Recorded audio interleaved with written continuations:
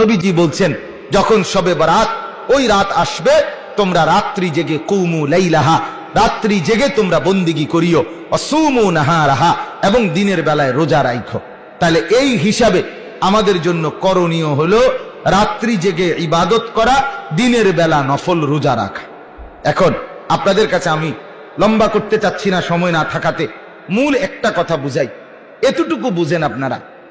অনুরোধ আমার, একজন হইলে একজনই মাইনেন, সেটা হলো শবে বরাত মূলত নবীজি বলছেন ইবাদতের রাত, গুনাহ মাফের রাত। তোমাদের জন্য রাত্রি জেগে ইবাদত করো, এটা বলছে নবীজি। অতএব শবে বরাত কোনো উৎসব না, শবে বরাত কোনো অনুষ্ঠান না, শবে বরাত খালেস নফল ইবাদতের রাত। আপনি নফল ইবাদত করবেন, অর্থাৎ আপনি জিকির করবেন, আপনি নফল নামাজ পড়বেন, কোরআন তেলাওয়াত করবেন। তাও নবীজি বলছেন, যখন শবে বরাত ওই রাত আসবে, তোমরা রাত্রি জেগে কুমু লাইলাহা, রাত্রি জেগে তোমরা বন্দিগি করিও, অসুমু নাহারাহা, এবং দিনের বেলায় রোজা রাখো। তাহলে এই হিসাবে আমাদের জন্য করণীয় হলো রাত্রি জেগে ইবাদত করা, দিনের বেলা নফল রোজা রাখা।